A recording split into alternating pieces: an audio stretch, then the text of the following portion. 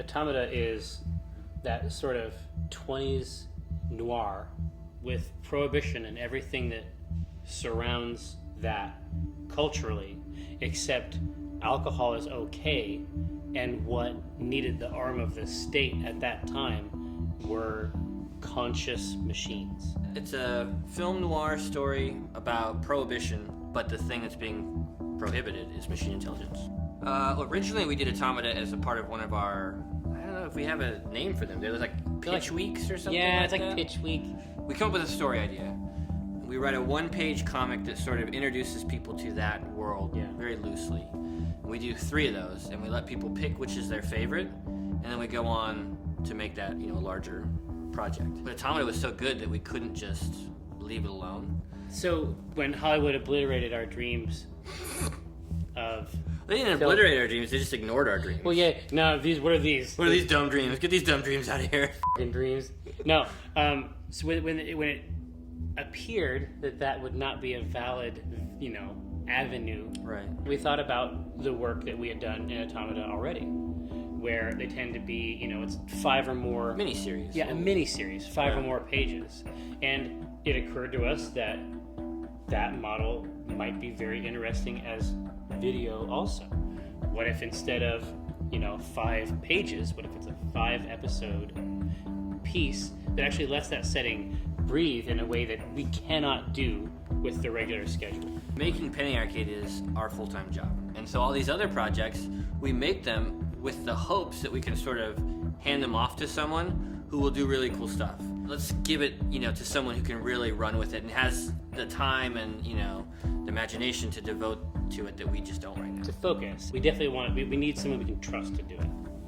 I've always been a fan of Automata, even before moving up to Seattle to work with Penny Arcade on shows such as Penny Arcade the Series and Strip Search and other various video projects for them. Ever since I've been up here, I've been trying to prove to Penny Arcade that this is something that we can do, this is something that we can make, and that we can do on our own outside of the typical Hollywood system. So I've taken it upon myself over the last couple of years to really start laying some of the groundwork. We've done some location scouting.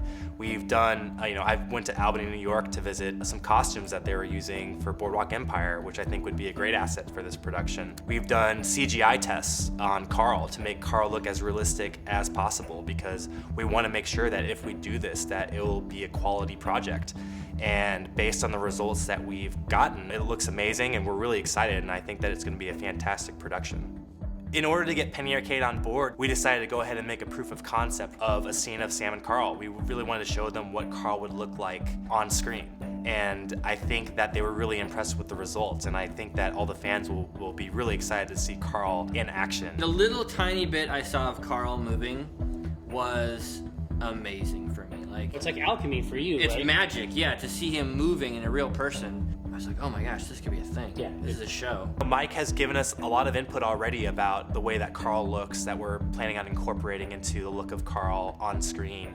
Jerry is obviously giving his input onto the script and making sure that it's the best story that it can be. So we have a lot of things in place to tell an amazing story. It's going to follow Automata's protagonist Sam and his robot partner Carl as they tackle a case that has some intrigue, has some deception, has some action, has a little bit of humor. Everything that you would expect to find in one of the Automata comics, we want to make sure to capture in the live-action web series.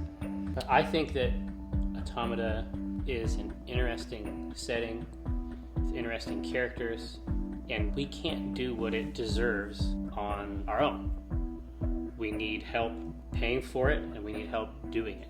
And Kickstarter is a place where you can do that.